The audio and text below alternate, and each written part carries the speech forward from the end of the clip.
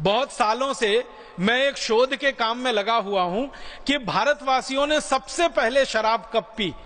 तो अब तक मुझे जो प्रमाण मिले हैं वो प्रमाण कहते हैं कि 1760 के पहले तक किसी भी भारतवासी ने कभी भी शराब नहीं पी।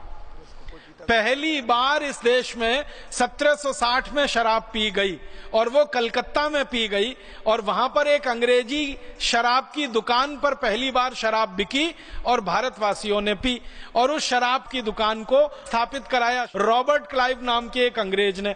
और उसने जब कंपनी का राज चलता था इस देश में, ईस्ट इंडिया कंपनी का, तो कानून बनवाया, कानून से लाइसेंस दिया गया और उस लाइसेंस के आधार पर कलकत्ते में पहली शराब की दुकान खुली 1760 में और उस शराब की दुकान पर आकर भारतवासियों ने शराब पीना शुरू किया।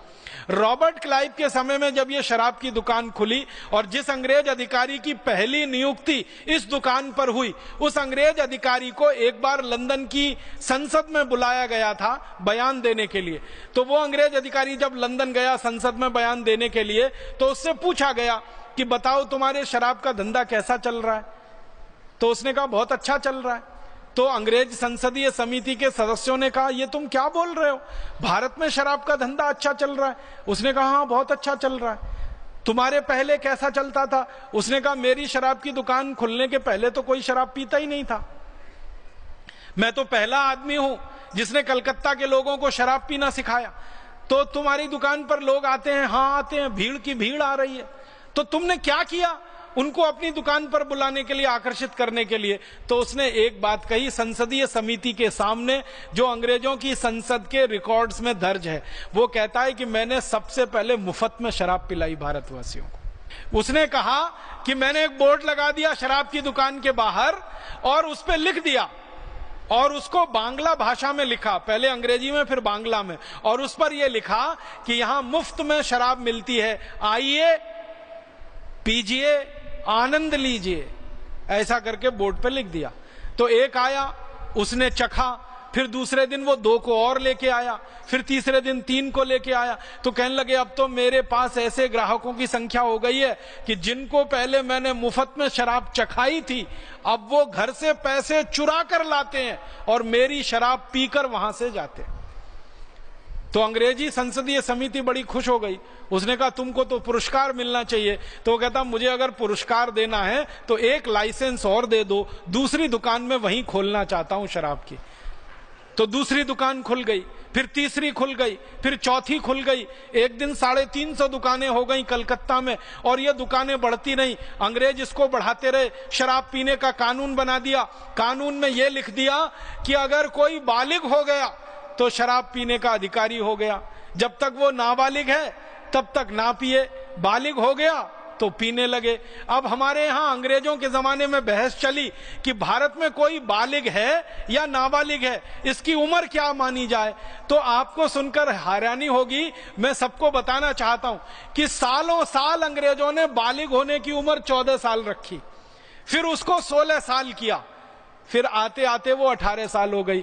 माने थोड़े समय तक ये था कि 14 साल के ऊपर हो जाए तो शराब पी ले। तो अंग्रेजों को पूछा गया कि तुमने ये 14 साल कैसे रख दिया? तो उन्होंने कहा हमारे इंग्लैंड में 14 साल में सब शराब पीने लगते हैं तो हमने भारत में भी रख दिया।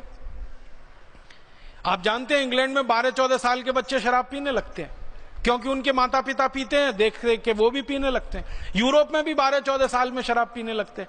तो चूंकि यूरोप और इंग्लैंड में 12-14 साल में शराब पीने लगते तो भारत में भी वही उम्र उन्होंने रख दी। फिर थोड़े दिन बहस होकर 16 साल किया, फिर उसको 18 साल कर दिया। अब भारत सरकार को क्या करना चाहिए था? आजादी मिलने के बाद यह कानून समाप्त कर देना चाहिए था, क्योंकि हमारे धर्म में, हमारी न्याय व्यवस्था में शराब पीना पाप है, अधर्म है और सबसे घृणित काम है। तो ये खत्म होना चाहिए था। लेकिन भारत सरकार तो काले अंग्रेजों ने चलाई ना। उन्होंने क्या किया कि ये शराब के कानून को और ज्यादा खुला कर दिया, और इतना खुला कर दिया कि पहले अंग्रेजों के जमाने में जब शराब का कानून बना था ना, तो अंग्रेजों ने उस कानून में एक जगह ये लिखा हुआ था कि भारत में अगर कहीं मंदिर है, कहीं मस्जिद है, तो उसके दूर दूर 500 मीटर तक शराब की दुकान नहीं होनी चाहिए। अंग्रेजों ने कानून में ये लिखा। मंदिर है, मस्जिद है, गुरुद्वारा है, चर्च है, कोई धर्म स्थान है, उससे 500 मीटर दूर तक कोई शराब की दुकान नहीं होनी चाहिए। फिर इसी में अंग्रेजों ने एक और वाक्य जोड़ा था कि विद्यालय है, विश्वविद्यालय है, कॉलेज है, तो उसके दूर दूर 500 मीटर तक शराब की दुकान नहीं होनी चाहिए। इन काले अंग्रेजों ने तो उसको भी हटा दिया उसमें से। इन काले अंग्रेजों ने आजादी के बाद जो कानून बनाया है, अब वो कानून ये है कि मंदिर के सामने शराब की दुकान है, मस्जिद के सामने शराब की दुकान है, गुरुद्वारों के सामने शराब की दुकानें हैं, और खाली शराब की ही दुकानें नहीं है, उससे ज्यादा और भी घृणित काम करने के दूसरे अड्डे वहां खोले हुए, जुए के अड्डे हैं, वैश्यावृत्ति के अड्डे हैं।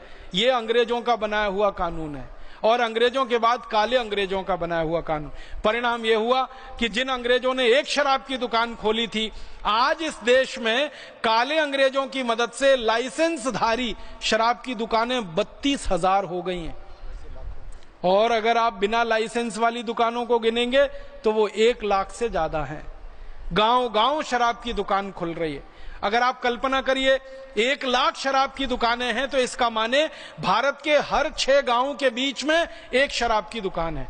अब काले अंग्रेजों की तैयारी चल रही है कि हर गांव में एक शराब की दुकान होनी चाहिए, माने हर गांव में 6,38,000 से ज्यादा पूरे भारत में शराब की दुकानें होनी चाहिए, सारे देश को शराब में डुबो देना चाहिए। और इसकी नीति कई राज्यों में बनकर लागू हो रही है। कई राज्यों ने तो यहां तक तय कर लिया है कि गांव गांव में ही शराब नहीं मिलेगी, वैन चलाएंगे शराब बेचने वाली। जैसे मरीजों को ले जाने के लिए चिकित्सा सहायता वैन होती है ना, वैसे शराब बेचने के लिए वैन।